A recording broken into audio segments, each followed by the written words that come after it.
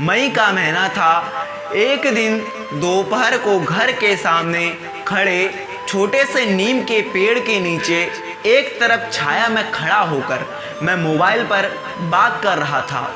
पेड़ की दूसरी तरफ छाया में एक गाय अपने बछड़े के साथ बैठी सुस्ता रही थी और आंखें बंद करके जुगाली कर रही थी।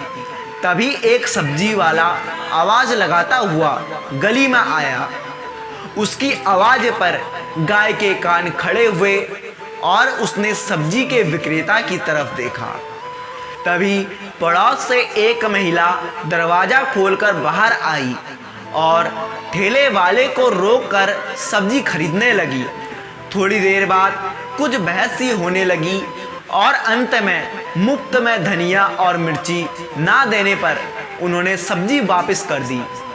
महिला के जाने के बाद बड़बड़ाता हुआ सब्जी विक्रेता हमारी तरफ बढ़ा।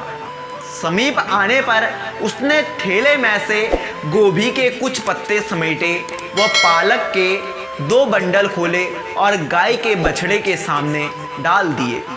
मुझे हैरत हुई तो जिज्ञासावश उसके ठेले के पास गया खीरा खरीदने और पैसे देते हुए उससे पूछा, तुमने 10 रुपये की धनिया और मिर्ची के पीछे लगभग 100-150 रुपये के मूल्य की सब्जियों के बिक्री पर हानि क्यों की?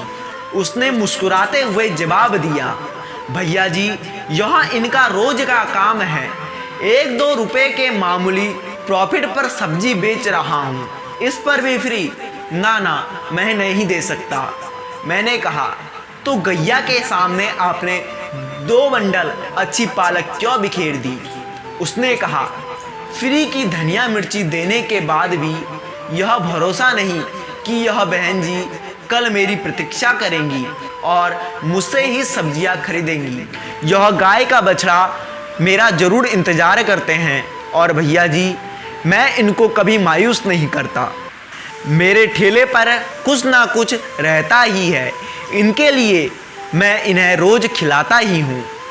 अक्सर ये बरगद के पेड़ के नीचे बैठी हुई मिलती है और भैया जी, मुफ्त में उन्हें ही खिलाना चाहिए जो हमारी कद्र करे और जो हम पर आश्रित हो। यह कहकर आवाज़ लगाते हुए उसने ठेला आगे बढ़ा दिया।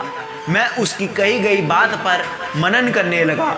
मैं उसकी बात से सहमत हूँ कि मुफ्त में उन्हें ही खिलाना चाहिए जो हमारी कद्र करे और जो हम पर आश्रित हो। धन्यवाद।